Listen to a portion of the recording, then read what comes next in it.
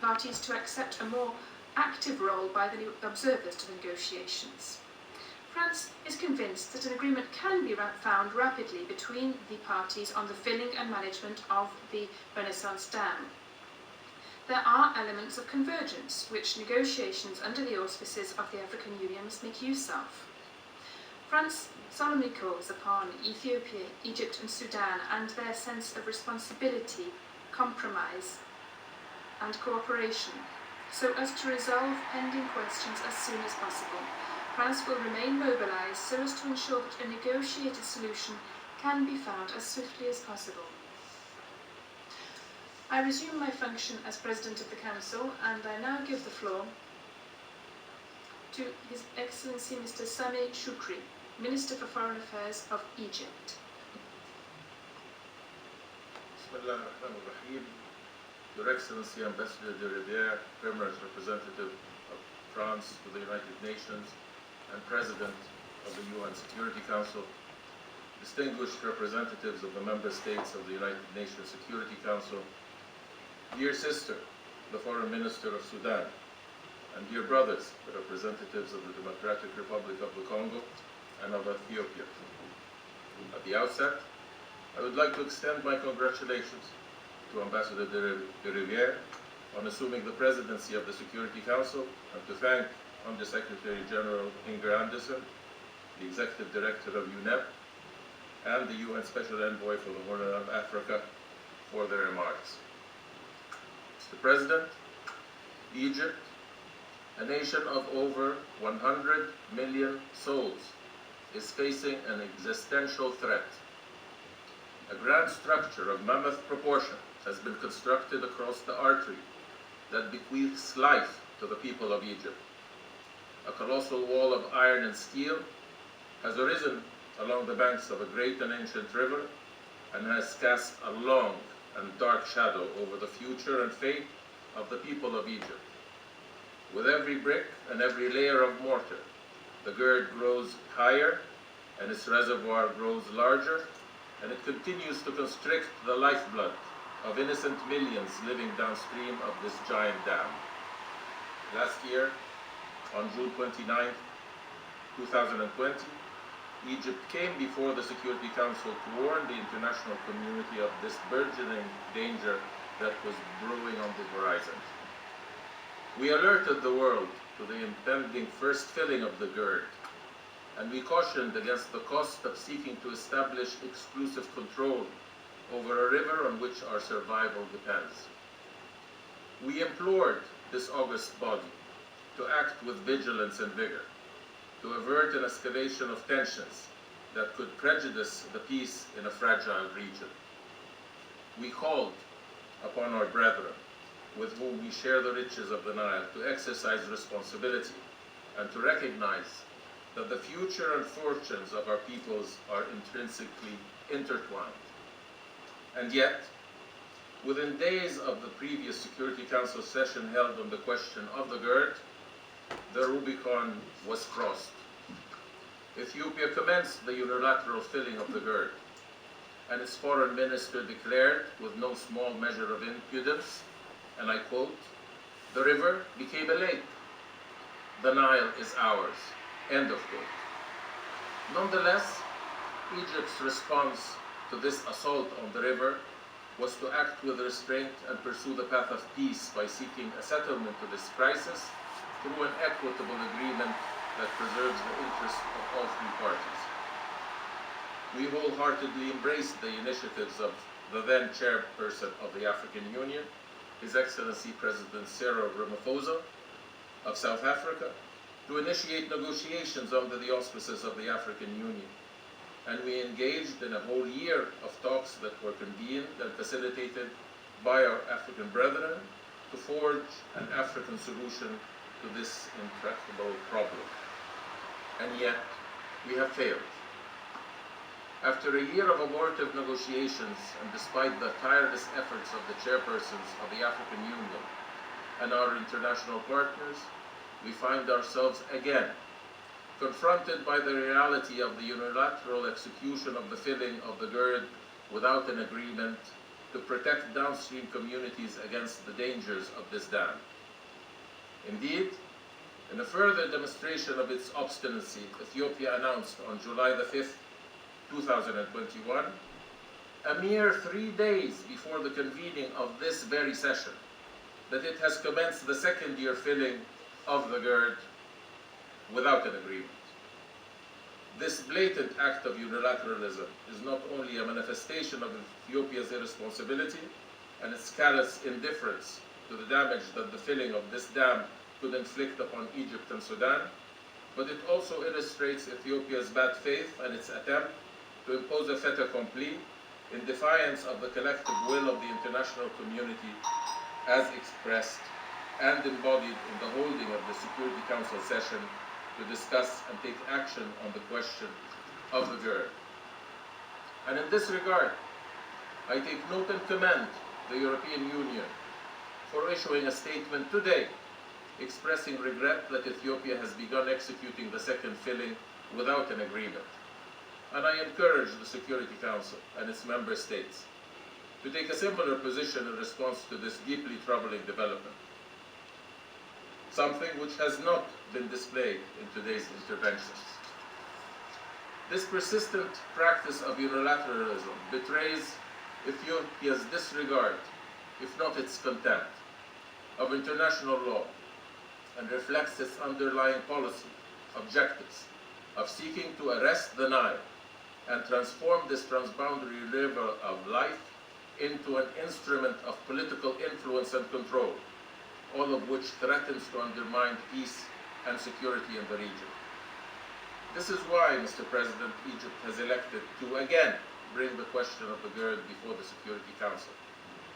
Ethiopia's unrelenting unilateralism, the continued failure of negotiations, and the absence at this juncture of a viable path towards a political settlement of this matter have all impelled Egypt to call upon the Security Council to intercede expeditiously and effectively to prevent an escalation of tensions and to address the situation which could, as stated in Article 34 of the United Nations Charter, endanger the maintenance of international peace and security. We have come to this chamber out of an abiding faith in the value of international law and an unwavering belief in the virtue of multilateralism as a vehicle for promoting peace and preventing conflict and strife. We are driven by a commitment to the principles enshrined in the United Nations Charter and an enduring confidence in the capacity of the Security Council to discharge its duty to maintain international peace and security by taking the necessary action in relation to the question of the GERD. Indeed, the great value to humanity of this body is its ability and authority to act preemptively to protect and uphold the peace, and not to stand by in a state of indifferent abeyance, as the rights of nations and their very existence are threatened. Mr. President, Egypt has engaged in a whole decade of negotiations on the GERD. Since Ethiopia unilaterally commenced the construction of this dam without fulfilling the duties incumbent upon it as an upstream state to notify and consult its downstream riparians, Egypt has sought to reach an agreement on the GERD that would preserve the rights of our three countries and promote their common interests. Our hope was and remains to conclude a legally binding agreement that enables Ethiopia to achieve its developmental objectives by generating hydropower from the GERD expeditiously, efficiently, and sustainably. This reflects the fact that Egypt was and remains committed to Ethiopia's stability and prosperity, and it also exemplifies Egypt's long-standing policy of engendering and expanding cooperation with our co-riparians throughout the Nile Basin. However, any agreement on the GERD must be equitable, reasonable, and legally binding. It must include provisions to mitigate the adverse effects of this dam, especially during periods of drought. It must prevent the infliction of significant harm on the riparian interests of Egypt and Sudan. It must guarantee the safety, functionality, and resilience of downstream dams, and it must ensure that Egypt's water security is not impaired. This objective of concluding a fair and balanced agreement on the GERD is not unsurmountable, nor is it beyond reach. Indeed, the continued failure of negotiations is not due to a lack of scientific solutions to the outstanding technical issues, nor is it because we lack the requisite legal expertise to draft an agreement. Rather, the singular source of our failure has been and remains Ethiopian intransigence. This reality is best reflected in the following statement from the letter addressed by His Excellency, the Minister of Foreign Affairs of Ethiopia, to the Security Council on June the 23rd, 2021, and I quote, "Filling and operating the GERD without seeking agreement from Egypt and Sudan is the bare minimum of the exercise of this sovereign prerogative as a riparian country of an international watercourse." End of quote. The sentiment in this statement, Mr. President, is the root of the problem. It demonstrates that the cause of this crisis is political.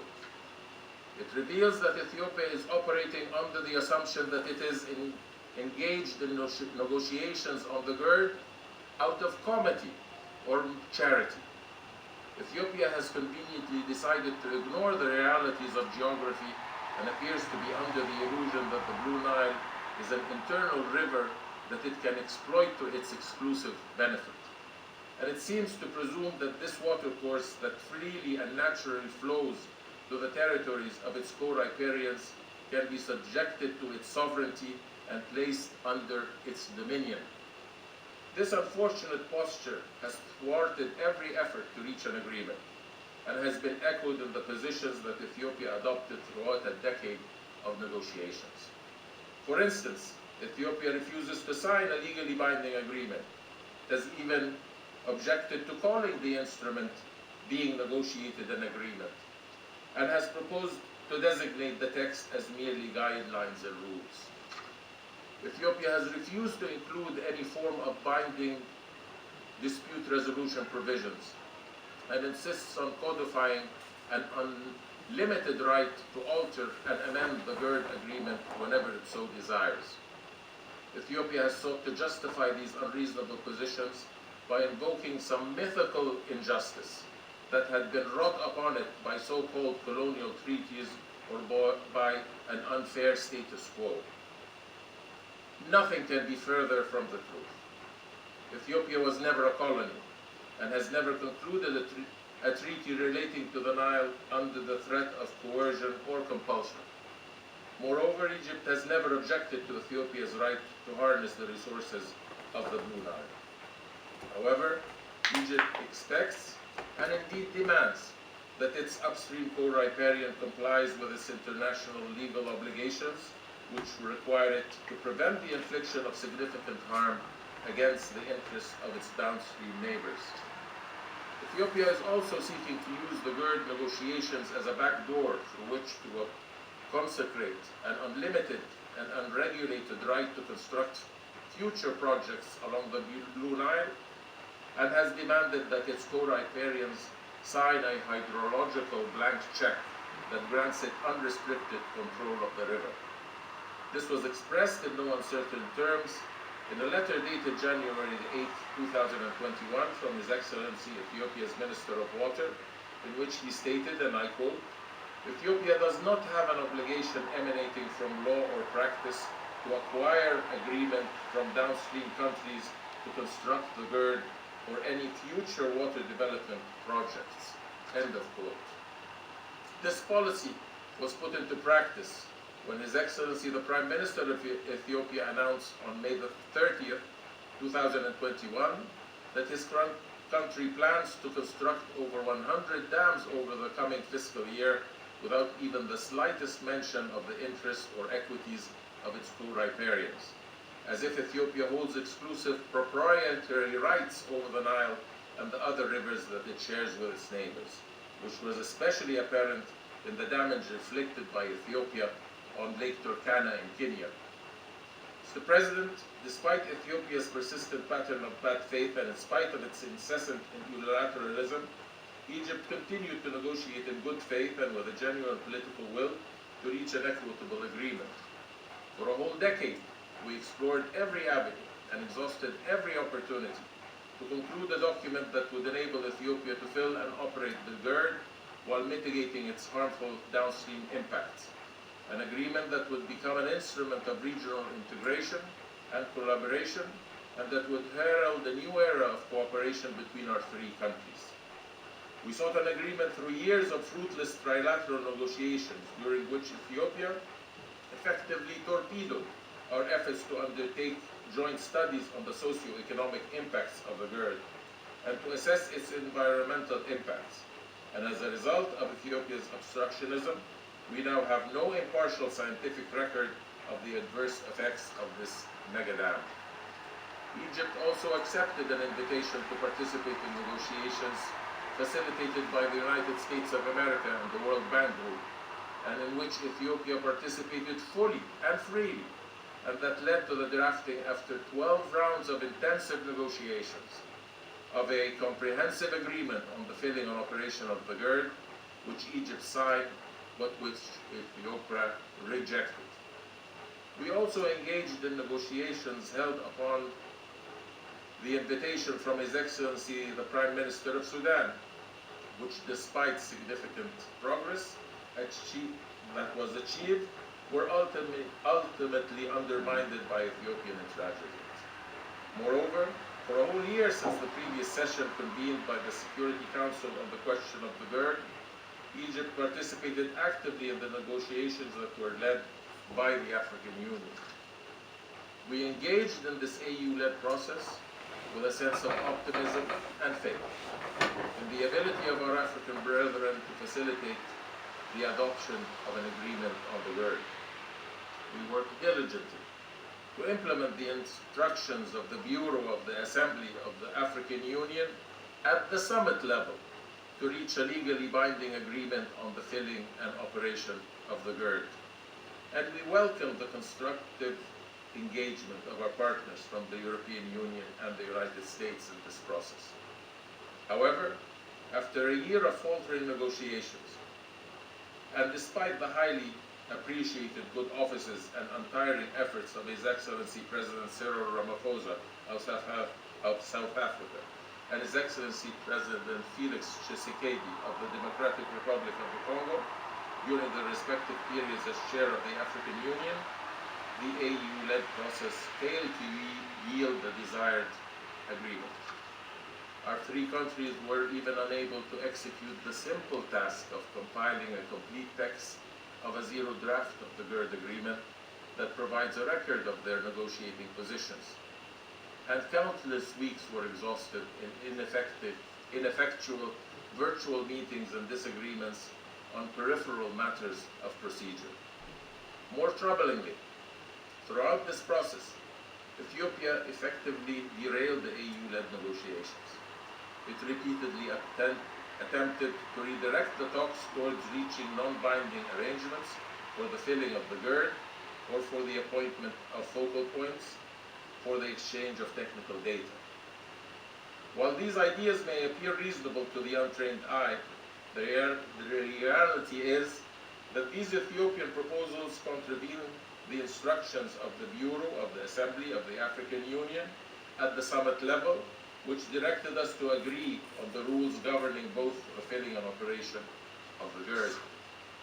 More importantly, the practical effect of these Ethiopian proposals is to deny the downstream states any meaningful protection against the adverse effects of the GERD, and entitle Ethiopia to fill its reservoir and activate its massive turbines without instituting rules to mitigate the harmful impacts of this dam and regulate its operation, thereby posing a grave danger to our rights and interests.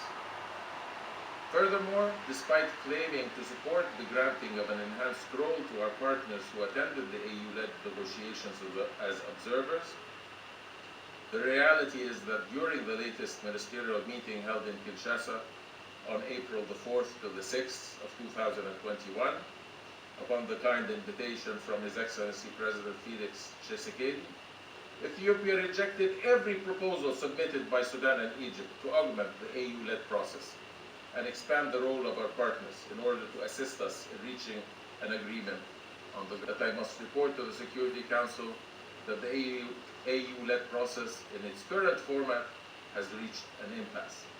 A whole year of negotiations was expanded in fruitless talks, while Ethiopia continued the construction of the GERD and has now reached the point of continuing to unilaterally fill its reservoir. Mr. President, throughout these winding and arduous processes and at every juncture of the negotiations, Ethiopia remained implacable. It refused every proposal and rejected every idea presented by Egypt that would have guaranteed that Ethiopia would be able to generate hydropower from the GERD at optimal levels of efficiency while protecting downstream states against the potential harms of this dam.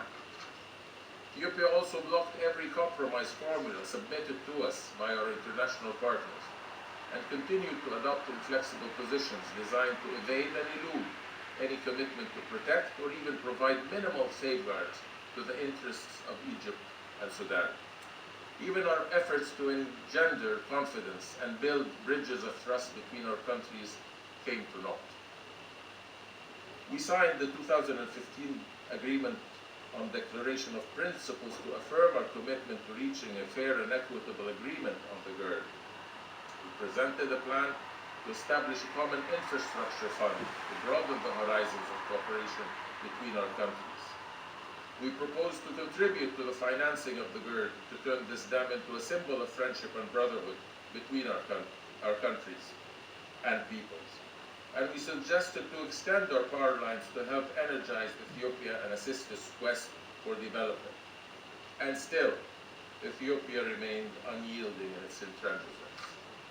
As a result, the two downstream states are now left vulnerable to the evils of the GERD. We have no independently verifiable guarantees regarding the safety and structural stability of the GERD, and as such, 150 million Sudanese and Egyptians are condemned by Ethiopia to live under the harrowing specter of a towering structure that can hold up to 74 billion cubic meters of water without assurances regarding its safety or reliability. Nor do we have any protection against the incalculable damage that the GERD can inflict during future periods of drought. At the time when the river grows dry and the land gets parched under the searing sun and the livelihoods of Egyptians is imperiled, Ethiopia is unwilling to release the waters of the Blue Nile to quench the thirst of the downstream valley. Indeed, that is the crux of the problem. All that Egypt has called for and sought is a binding agreement that includes an insurance policy against the harmful impacts of the GERD on Egypt's water security by designing